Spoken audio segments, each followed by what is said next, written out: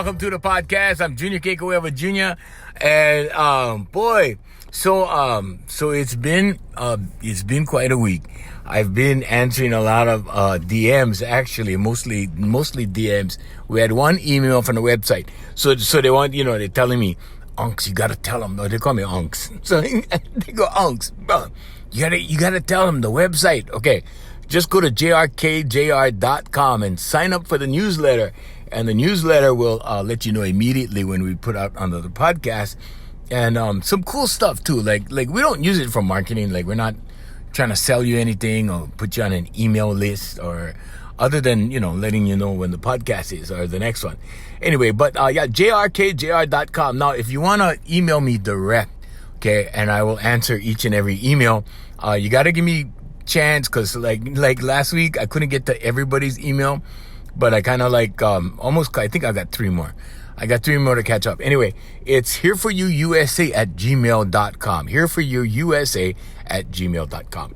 Okay, and the stats, we got to start with the attitude of gratitude like we always do. We got to say mahalo. Thank you very much for listening. And wow. So the 18 to 22-year-olds have improved. We're up to 5%. So there's not too many of them. But yeah, our demographics is mostly 28 to dead. And we gotta thank all you 28-year-olds too.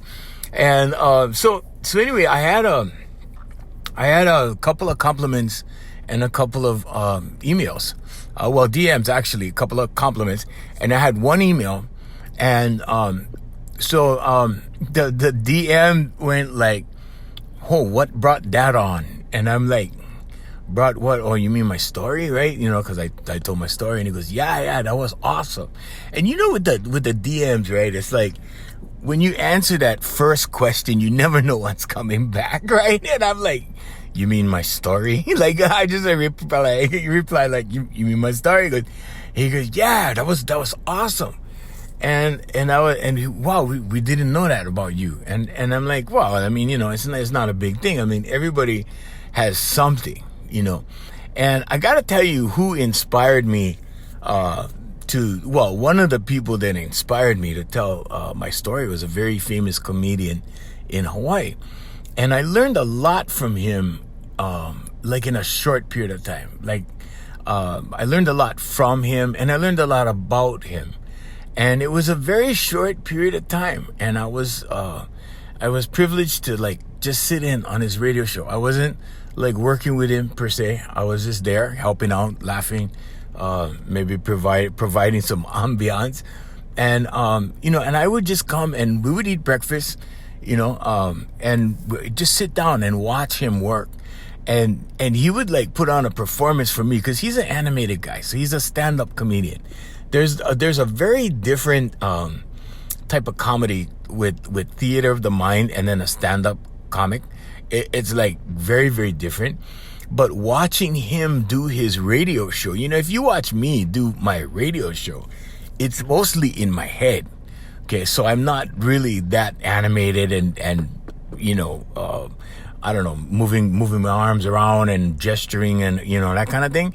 It's mostly in my head that things are, I'm putting things together. And the reason I do that, and the reason it's called theater of the mind, is that you draw pictures with words. So you want to make people part of the scene, so to speak. You want to put them right there in the scene so they know exactly what kind of day it is, or what kind of atmosphere was it, or what kind of crowd was it, or wherever you were. Was it at the beach? Was it hot? And so certain words that you have to use to describe the situation, right? And you gotta describe it quick, because we don't have all day, right? So you gotta throw that picture down, and it's gotta be instantaneous, and people need to catch on, and then you need to make them laugh. And anyway, but I sat across from one of Hawaii's greatest stand-up comedians ever. And I gotta say that back in the day when he was starting, okay, I was there. We went to support him, right? So me and my fiance at the time and all her girlfriends from the bank, and we went and we sat down in the club, and we had a big table, and we used to go and support him every week. And so we saw this guy. We saw this guy go, boom, boom, boom, boom, boom, you know. And we saw him do all these amazing things in public. And then, like, when, you know, this is like after the fact, right? Almost. So it was it's kind of like after the fact, right? And he actually made me a part of his last big concert, and then, you know, come to find out, well, he's doing one more pretty soon, so there's more coming, right? And I mean, that's the way it is with performers. There's always another show. For me, my official response right now is that I retired 7 years ago, and from performing, doing music. Okay, music. I don't do stand-up. I'm not a stand-up comedian. I'm not funny in that way. My funny is where nobody can see me, kind of thing, in a radio studio. And as far as I know, I'm retired. I'm retired from that too. So I'm retired, and you know, it wasn't COVID that shut me down. I was slowly, you know, like going down. And then I thought to myself, the last thing I tried to do was I tried to build a show around this guy that I train. And I'm not gonna mention names because we still may do that. I'm not sure. I need to see the climate. First of all, I need to decide if I want to do it or not. And right now in my mind, I'm like, I did everything I set out to do. I've done everything I set out to do. And now I work in the electronic world. I like in the technical world. So I'm learning that stuff. I'm doing those things. You know, I'm doing marketing. I'm doing a different kind of thing. And the beauty about that, for you guys that are involved, for you guys that are thinking of getting involved, it is so cool to be in an environment where you can build stuff and nobody sees anything, like nothing, right? See, in the old days, if you went into business, or, you know, like when I put up my office, we had a grand opening, right? Oh man, people started talking already, right? And you know, there are some people who try to bring you down, right? Steve Harvey calls it dirt, right? Because they throw dirt on you. Like, that's what he says, right? I say salt, like people salt you. But whatever. Everybody has their own term, right? But he says, without dirt, you can't grow. Without dirt, there's no fertilizer. Without dirt, right? Nothing grows without dirt.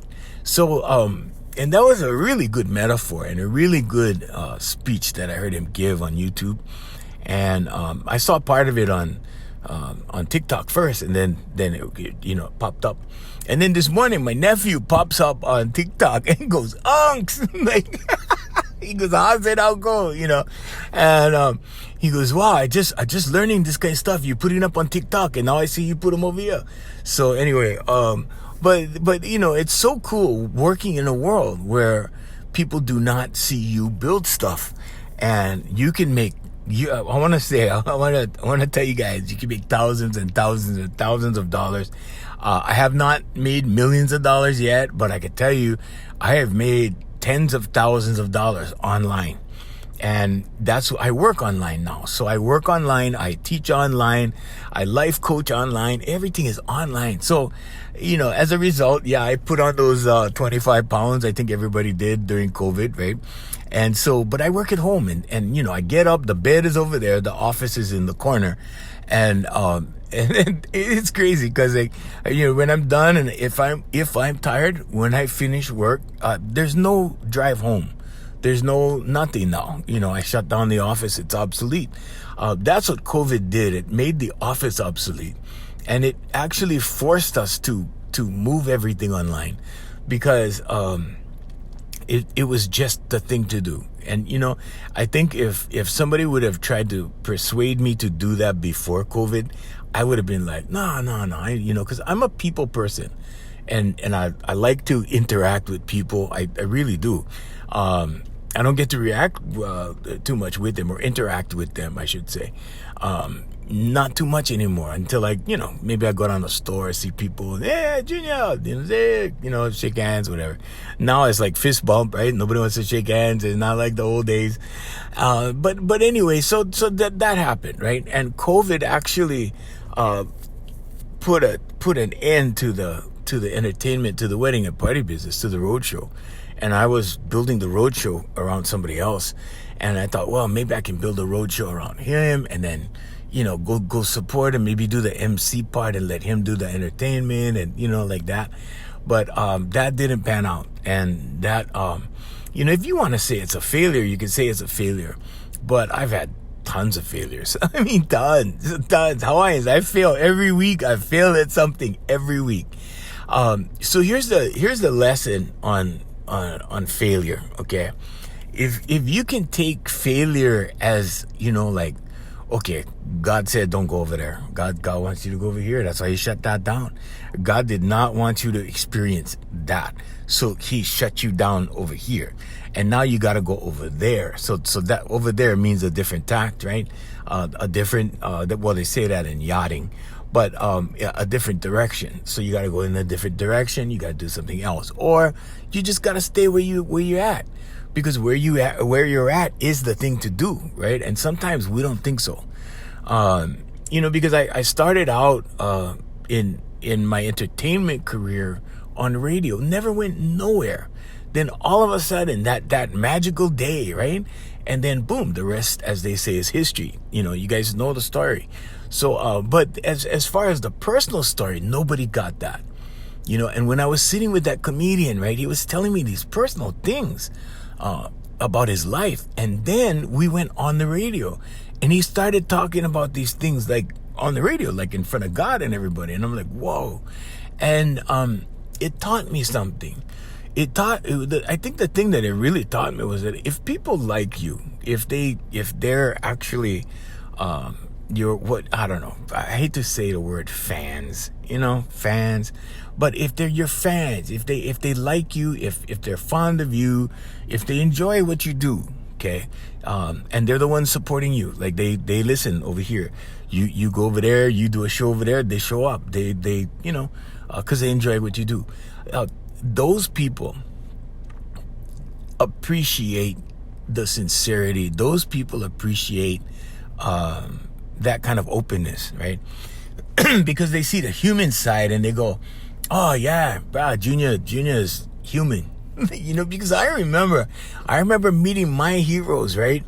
And it was kind of awkward once I got to know them and hang out with them. Because when I would hang out with them, right, and I got to know them, I would see things that were very human. And you're only subjected to the show side before you get to know them, right?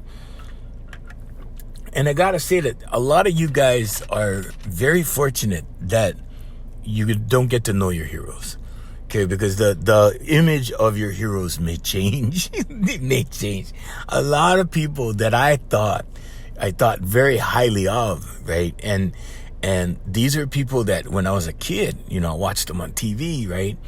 And I gotta say that, the law of attraction, right? Like attracts like, and you attract into your world what you focus on, right?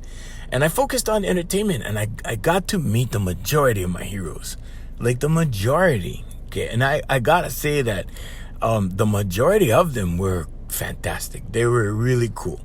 And these include like a laundry list of legends that are a generation above me, maybe 2 generations above me. I think starting 2 generations above me, and then it like comes down, right?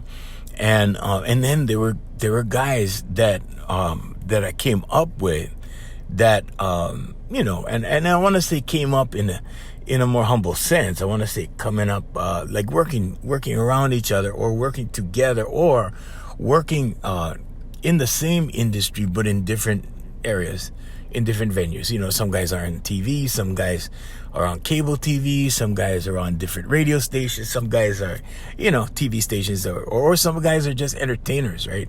And there was a group of these guys that were around, I want to say not so much my same age, because many of them were younger, a few of them were older, but generally in the same entertainment category. Like we're in the same genre, like entertainment.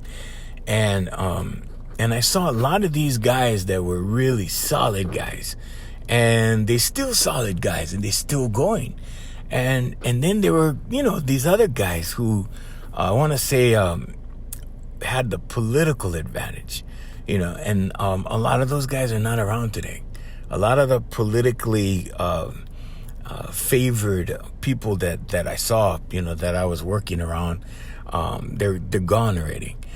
There's very few left. So if you want to look at it like, okay, you start out with all these guys and who crosses the finish line, for me, in my world, I crossed the finish line 7 years ago, and it was very quietly because COVID came and provided a great distraction for a lot of us to just bow out and say, okay, pow, we're done. I mean, really, my best friend died. He just made 7 years on the 15th of July, and when he was alive, right, we set out with entertainment goals. We set out with all these goals, goals in entertainment, goals to make recordings, goals to produce other people, goals to do, and we did that. My compositions are out there on several other artists' recording efforts, CDs and stuff that probably is no longer in print. I go online, I don't see them anymore. But anyway, it was there. It was done. And this one guy, I remember this one guy in this record company in Waipahu. That's an area over here on Oahu, the island of Oahu, and we never got paid for the music that he used. But at the time, it wasn't about, oh, he's not paying us. At the time, it was like, bro, we're on somebody's CD. You wrote that song on somebody's CD, and my best friend, Brother Wayne, he recorded the music, and we went to this recording studio in this other town, Mililani, that does over here, and so these are things that you do along the way. And along the way, you see a lot of these people skyrocket in popularity. They skyrocket in money. They skyrocket in all kinds of, and you're watching them go. You're watching them go, and you're watching them. You watch the change, and you see the change, and you watch the change, right? And I gotta say that this guy this comedian, right, that I went to go watch, and you could call this like after the heyday, right? Like when things are like, this was pre-COVID and whatever, but still it was like, the biggest part of his career was done, and we saw him like bam, bam, bam, bam, like huge stuff, like big stuff, right? And he did the biggest things that any comedian ever did over here in Hawaii, right? And so here we are, like after the fact, right? And now the digital world took over, and now it was all about the Instagram influencers and whatever. I was working with a bunch of them, and so I'm sitting here now watching him, and it was like a comedy show, like sitting there watching a free show every morning, and it really helped me forget the fact that 7 years ago, Brother Wayne died, and to me, in my mind at the time, the music died. And the music didn't really die. I mean, thank God we recorded tons of it. But I just didn't feel like music. I still don't feel like playing music. I still don't, I don't mind playing with the band like we did right before COVID stopped everything. I don't mind performing with the band and stuff like that with the orchestra. But as far as me, like grabbing my guitar and going somewhere and playing music, I mean, there's just no feel for that. There's no desire to get to know anybody musically and get together with somebody and then, going and do music. That's not even a possibility as far as, what I want to do kind of thing. But we see these guys, right? Some of these guys, and they take off and they get successful, right? And they're just going here, going there, going to the mainland. They're doing all kinds of big stuff. They're doing movies. They're doing all this stuff. And then when you see them towards the end, and this is why people say, okay, now this is for you 23-year-olds that just signed on to Uncle's podcast, okay? This is for you young guys. You guys, this is an old saying that I heard before any of my stuff ever happened. And it says that you meet the same guys on the way down as you meet on the way up. And what that means is when you meet these guys on the way up, okay, like when you're on the way up, like when you're doing something significant or what you want to call successful or whatever, that you gotta really watch yourself and pay attention to yourself and check yourself and go, hey, come on, like what, am I handling this the right way? Am I acting appropriately? Am I okay? Am I being okay? And that's one question that I constantly had to ask myself. Because believe me, Hawaiians, when you have everyone telling you the man, okay, after a while you start feeling like the man. And if you don't have some kind of, reality checkpoint, okay, and you part of it has to be within yourself.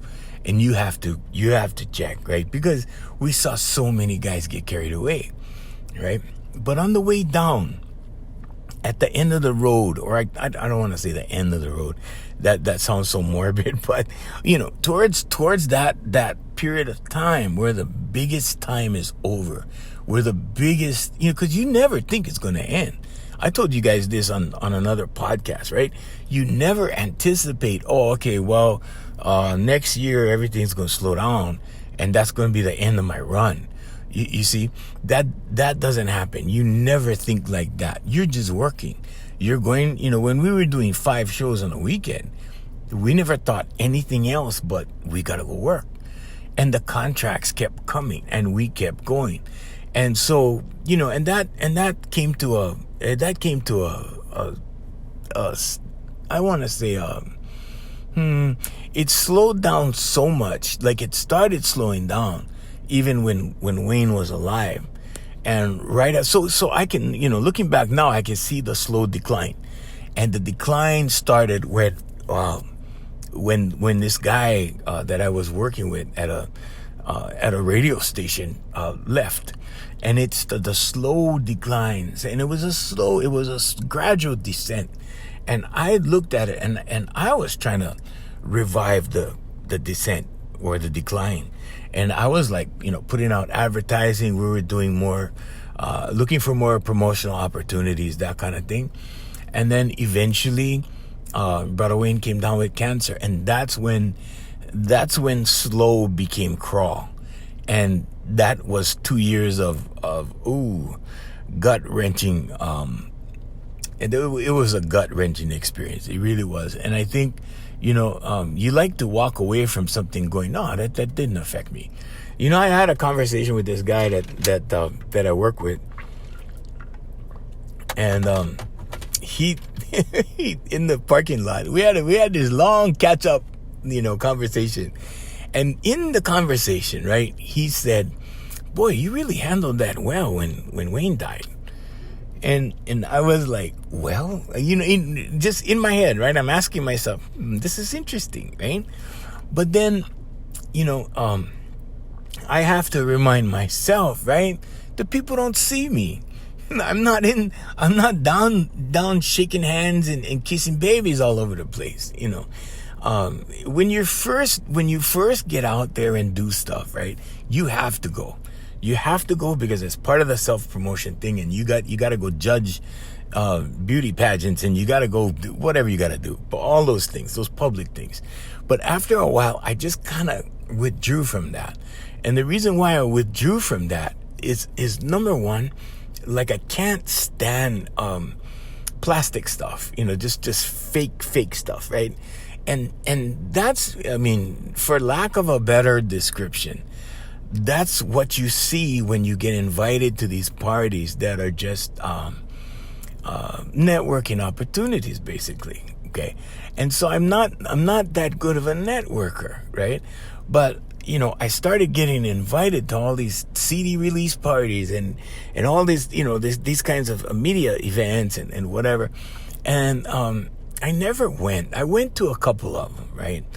And it was just so sugary fake to me that I never wanted to go again. I just never wanted to go again.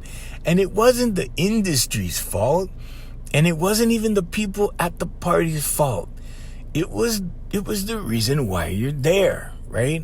Now, part of the reason is, yeah, okay, you know these guys and you're happy for them and whatever. But it's not like you go and you sit down and you're just happy for them. No, everybody's talking to everybody. Everybody's telling everybody about their latest project. Everybody's giving business cards. So it's a networking kind of deal, right? And you show face and you pass out cards and you shake hands and you talk story and everybody agrees to do everything under the sun with you. Like, oh yeah, maybe we should do this. Oh yeah, hey, give me a call on Monday. Oh yeah, okay. Okay, none of it ever happened. Like, none of it. Absolutely none of it, right? But this is the game. And this is part of the game that you gotta play. And after a few, I think I went to, I don't know, 2 or 3 of these or something, and in the early days, and then afterwards I said, no, that's it. And so I didn't show up, and I, as a result, I stay home and I work on my companies, my businesses. I work on my things, right? And this is a lesson for you guys, Hawaiians, okay? Pay attention to you. Never mind anybody else. It's about you. Your life is about you, okay? And I don't mean that you exclude everybody. I mean your focus, your concentrated focus needs to be on, number one, what do you want? What do you want to materialize? What do you want out of this life? Some people want a nice family, okay?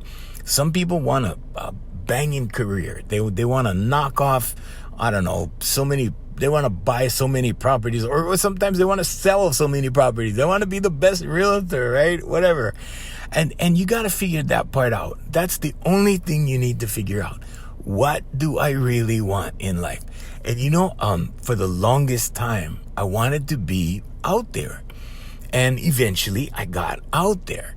And then once I was out there, I looked around and I went, there's no out there. This is just work. This is just this. You see what I'm saying? So the perception of this is huge, right? There's a huge perception. And in fact, I went to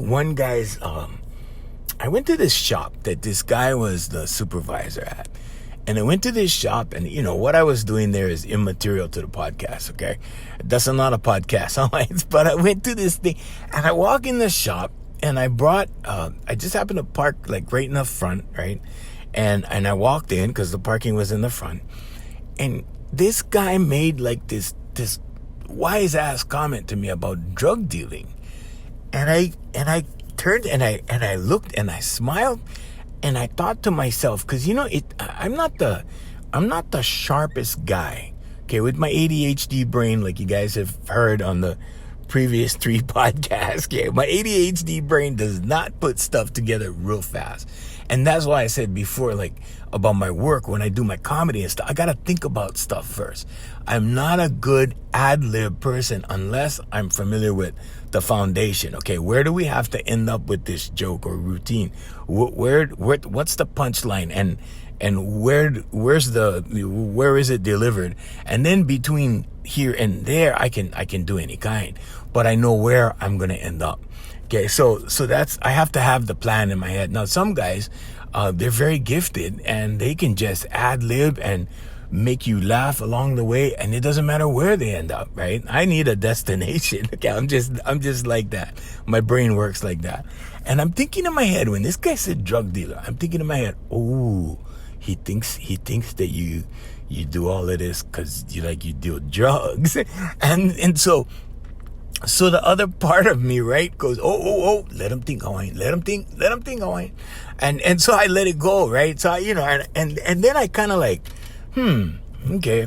So then, like, from that time on, whenever I went to that place and that guy was around, I purposely threw like a drug dealer vibe, like a syndicate vibe, yeah. So I am guilty of leaving a lot of different people with a lot of different impressions.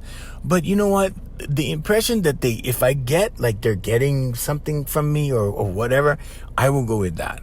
So, and I know many different people for many different things. So to some people, I'm the voice teacher. To some people, I'm the radio guy. To some people, I'm the musical artist. To some people, I'm the composer. To some people, I'm the producer. To some people, I'm the owner of AFM Worldwide, which owns AFM Hawaii Music, which produces CDs, which, that kind of thing. And then, so I'm known as that. And I love to sit in the producer's chair. That's one of my favorite jobs. One of my favorite jobs is to sit in the producer's chair and record talent. If I could do that, like if I had enough clients, or if I worked for a record company that I could just sit down and produce people. I tried that. I tried to get into a record company to do that very thing, because there's an art to it. It's a very, people think that you just sit there and, give commands and bark orders, and no, it's more than that. It's a creative thing. And mixing is another thing, right? To mix the recordings. Anyway, whatever. But that's one of my favorite things to do. And to some people, I'm that. But one of my, my favorite all-time thing to do is to be on the radio making any kind and making people laugh. And being at parties and making people laugh. I mean, when I used to do my act, and I used to do the comedy portion, and I used to walk through the crowd and talk to people and make them laugh, and I thought, because I'm not a stand-up comic, like I said, but I enjoyed that. And that was one of my favorite things to do. And the crowd gets it. They get you. As soon as you're joking with the first guy, they get you. They start to play with you. And that makes it even more funny, because you can turn that into something bigger as far as a joke, right? Or whatever, a routine or whatever it is. And so that's my absolute favorite thing to do. But yeah, there's so many interests I had, right? So I kind of tend to let, whatever so-and-so thinks of me, okay, we'll go down that road, and that's who I'll be to you.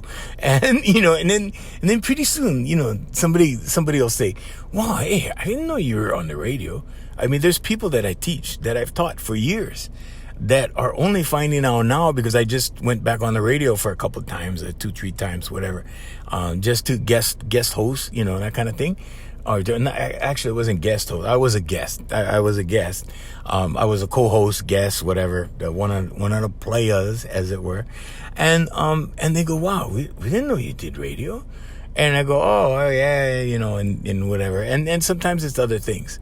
But, the basic, underlying premise of why I'm mentioning all of these things is that the same people you meet on the way up, okay, from when you don't have anything going on till like you have a lot going on, and then you have the boom success volume of things going on, and then you get to the point where you kind of run that out, because everybody has a season. So you young guys, just remember Uncle said that you guys have a season, okay? And this season is, unpredictable. You don't know how long. This season could be 5 years long. It could be 10 years long. It could be 15, 20 years long. Okay, but whatever happens, that's your amount that you gotta go. Now, when you start coming down, or when things slow down, okay, when the smoke clears, you're gonna find out who the real people are. You're gonna find out who your real friends are. Because the guys that are still around you, the guys that still come around you, the guys that you haven't pissed off or vice versa or whatever, right? And you guys are still, friendly. I don't want to say friends, because to me, friends is a different deal. Friends, I can count them on one hand, and maybe I have a couple fingers left, right? It was never my point to please everybody, so I'm not a people pleaser. As a result, there's not a contacts list for me with hundreds and thousands of friends. I don't believe in that. That's just not me. It's just not me. Okay. My public life is very public, and my private life is very private. But I will say that because I hold the word friend in a special category. So I'll say friendly. But the guys that you are friendly with in the beginning, the guys that help you in the beginning and you remain true to them. Okay, and when I say true to them, it's like number one, you don't bite the hand that feeds you. Okay, but the other thing too, the guys that help you along the way, you never do anything or put yourself in a position to where that guy could get burned from this thing that you're involved in, or it goes against him or goes against their efforts or whatever, that kind of thing. Yeah, you cannot. That's called a conflict of interest. So you never want to put yourself at odds with people that helped you. Okay. And to me, I think that's the most important thing, as far as integrity goes. And you gotta have integrity no matter what you do. I don't care if you're shining shoes. I don't care if you're raking leaves in the park with the city and county for a living. I don't care what you do, but you gotta have integrity. Okay, and that's, to me, that's part of integrity. If somebody got you a job with the city and county and he works in a certain department, you're not gonna go against him or the department in such a way that would affect him, kind of thing, you know. But anyway, yeah, so when the smoke clears and things slow down, and those guys are still left. Those guys are still, okay, those are called the survivors. And those survivors are still going to be there. And those survivors will still be there. And everybody can look around at each other and laugh and go, yeah, you remember when, you know, this happened? Remember when that happened? And it's a good feeling that you get inside.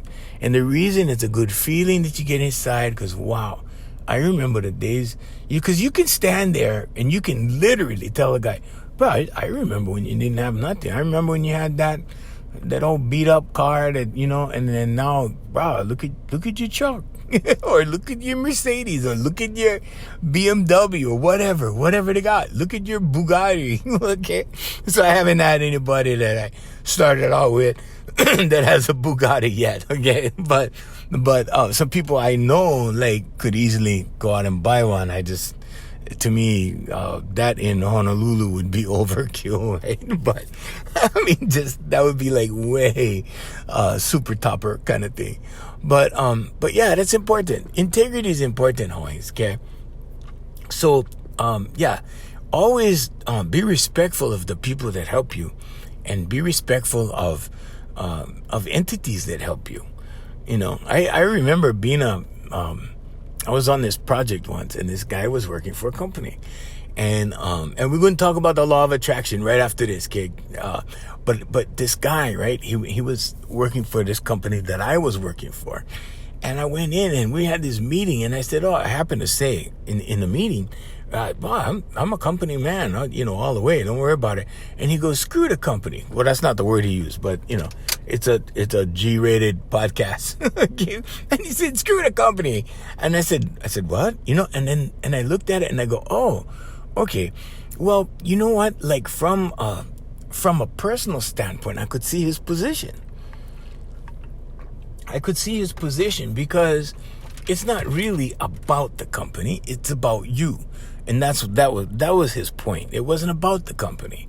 But in the broad scheme of things, right? I felt we had to support the company because the company was supporting us, right? So, but he didn't look at it that way. I had my own way to look at it. But anyway, so now the law of attraction and how this plays into everything, okay? Because we do discuss manifesting things and, you know, all of that. So here's what I'll tell you. When you approach things in this way, right? You don't bite the hand that feeds you. You don't, you know, on one podcast, I said, burn the bridges all the way down, right? Like burn them all. If you're going to burn a bridge, burn the bridge to the ground so that there's no possible way that bridge gets rebuilt. Okay? Because people love to rebuild bridges. Okay? And here's what I mean about that. Okay? So let's say you had the outs with someone, right? And this is, you know, temporary, right?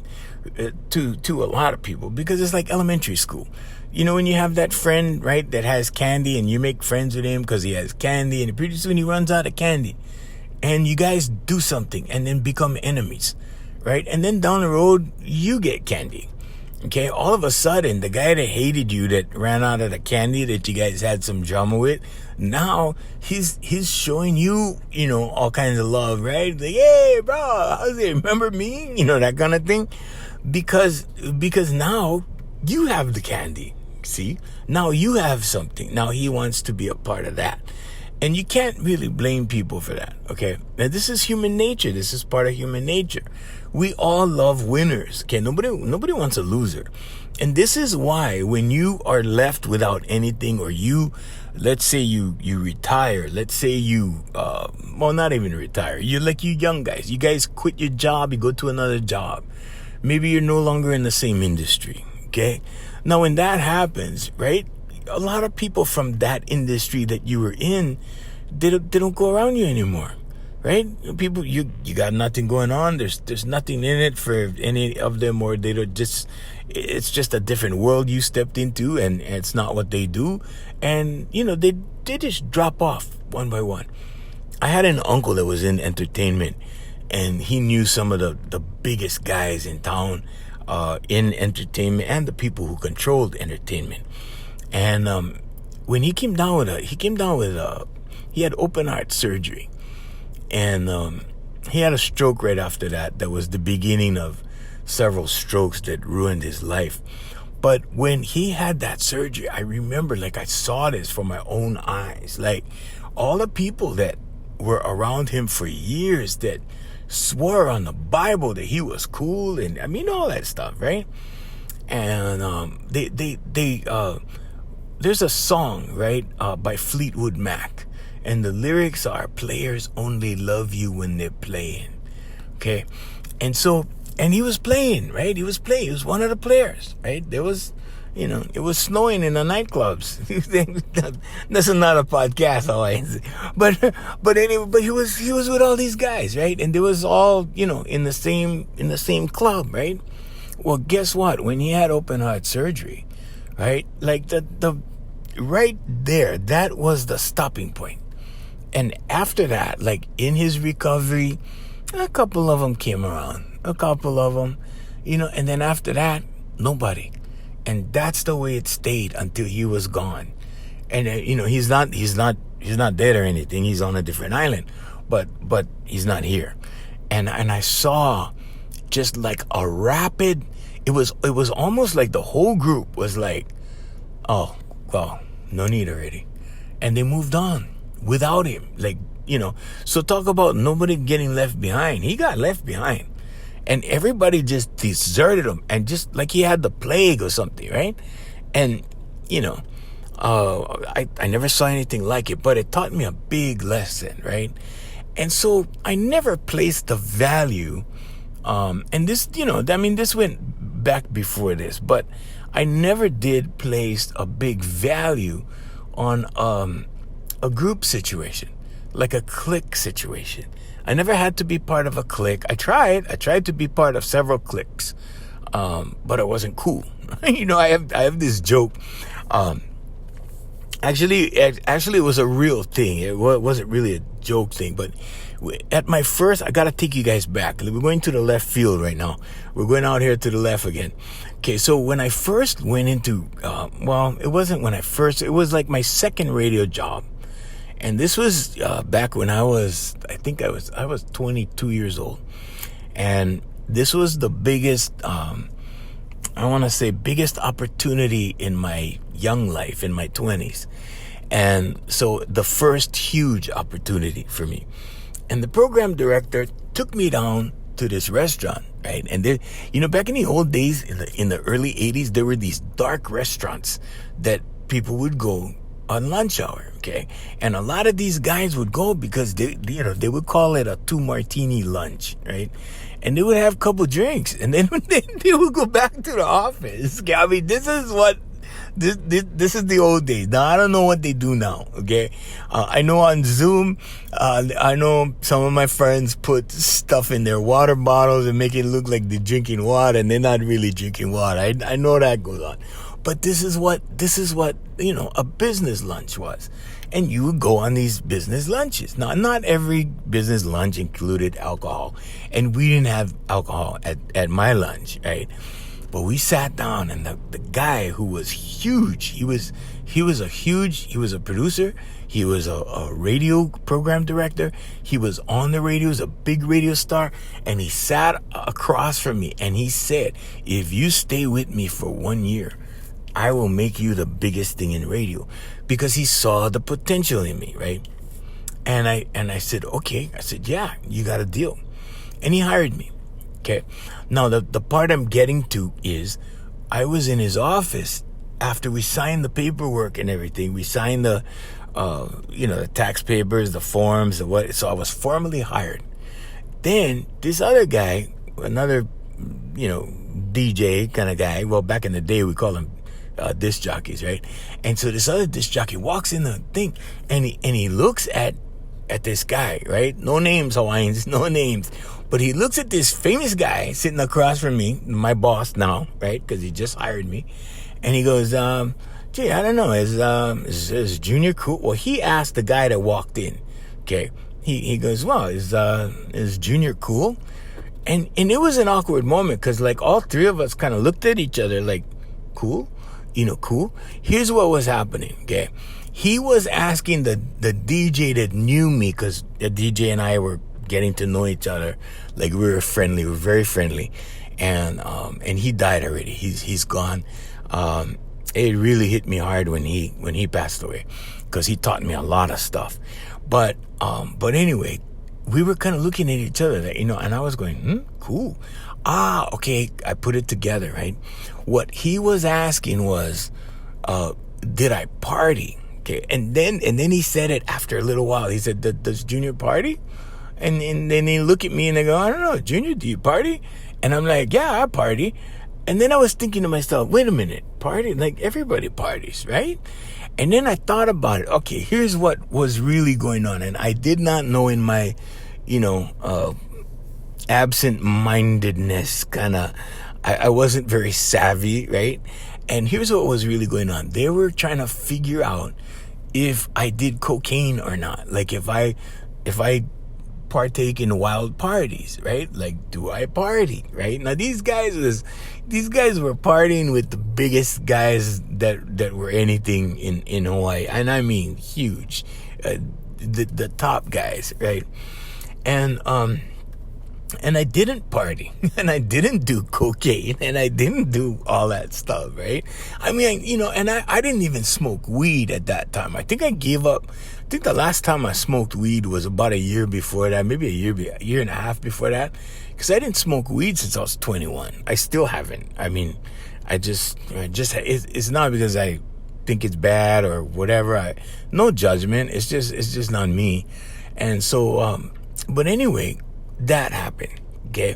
So, and that's why I say that I was never cool, because I was never cool as far as fitting in or doing as the clique did to be in the clique. There were certain cliques that I tried to get in years later. And this was, even when I became popular, right? There was this huge clique where I worked. And I was contracted to the business side of stuff.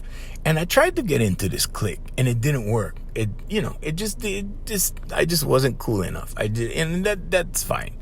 Because my primary concern, right, was the businesses I had, which I had two, the production company and the school, the singing school. And not only that, but the focus for me was my music. And I gotta tell you guys that, my music, when I say my music, I'm talking about America's music and Frank Sinatra, Dean Martin, Tony Bennett, Mel Torme, those guys. Because that's what I studied. And we lived, ate, and breathed that stuff. And that's all I listened to in the car. And you're talking about a young guy, like from, I don't know, maybe, I want to say 12 years old, I was listening to this stuff till now. And I still listen to this stuff. Not every time. I'll pull up Frank Sinatra in the car once in a while and I'll listen. But, this is the stuff that I studied. And I don't know why I was drawn to it. I was just drawn to it. I think it had to do with the TV shows I saw as a kid. But that's where I went.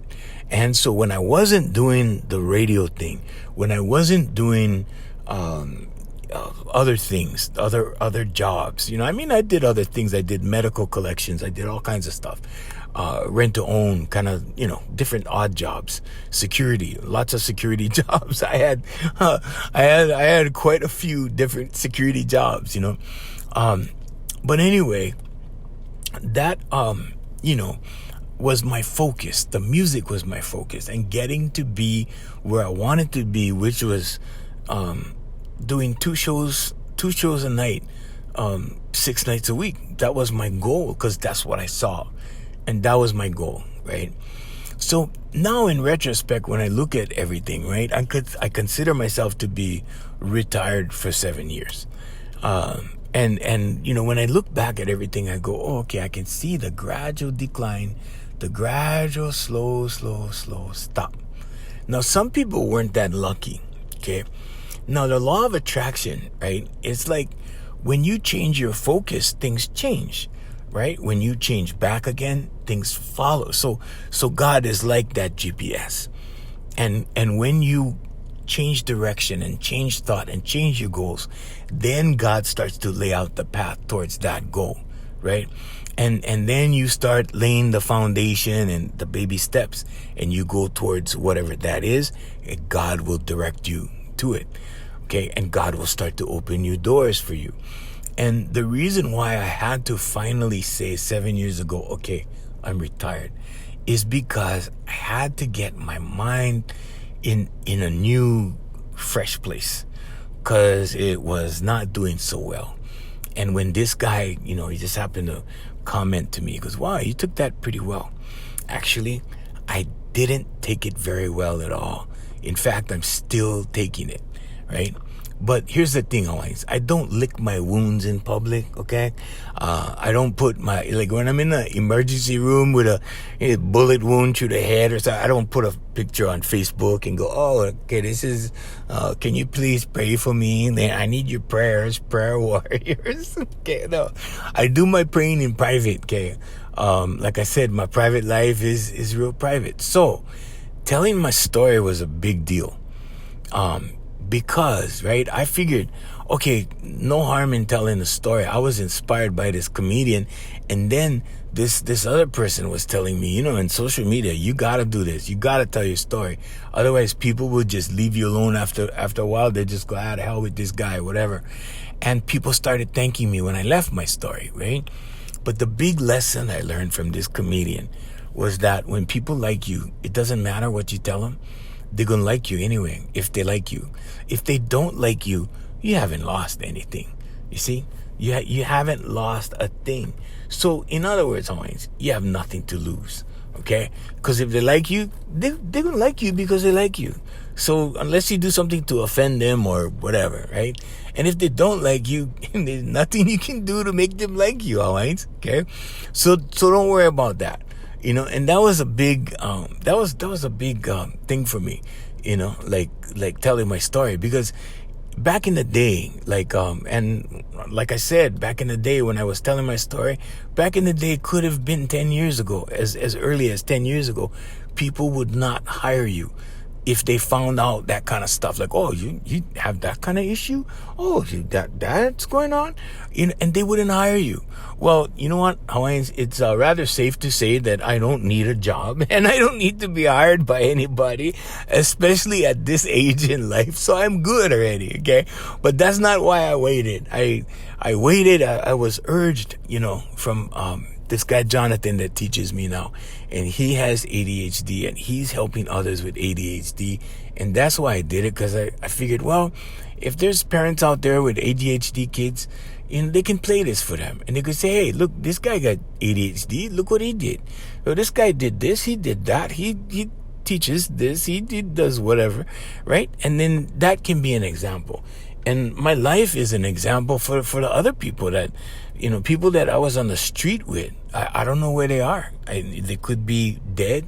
They could be in prison. They could be on the North Shore, enjoying life. I don't know. But I'm just saying that it's an example. And I think in life what we have to do is set examples. I think we have to be the example. And you know what? When all the eyeballs are on you, when a lot of eyes are on you, you can't help but be the example, because you start having conversations with yourself, and you start telling yourself, like, hey, come on, man up already. You know, just suck it up and walk it off, you know, because people are looking, right? And what are you going to leave these guys with? You gonna leave them looking at you like you're some kind of pansy? Or you gonna leave them looking at you like, wow, yeah, brother was down, brother picked himself up, brother continued. Brother just kept on going. He kept on going. And all of a sudden, one day he died. Bro, he had a good life. He was fulfilled. His whole life was a blessing. And that's what my life is, Hawaiians. It's a blessing. It's a blessing to be here. So thank you for listening to the podcast. Thank you for being here, Hawaiians. And just remember, the same guys you meet on the way up in life when you're starting out, okay? When everything dies down and everything slows down, or like the pandemic, when everything comes to a screeching halt, you can find out who your friends. Yeah. Yep. You can find out who your friends, Hawaiians. Yep, you can find out who your enemies too, because they're not going to be around. They'll be gone. Hey, we'd like to thank our sponsors, Brother Randy, Sister Jerry over at Island Club and Spa down in Kaka'ako, my favorite location, the only location, as a matter of fact. Hey, and we also like to thank Voice Master Enterprises, family of service companies, AFM Hawaii Music, featuring the music of Mr. Darren Chinan. Until next time, I'm Junior Keiko Elva Jr. saying mahalo and aloha.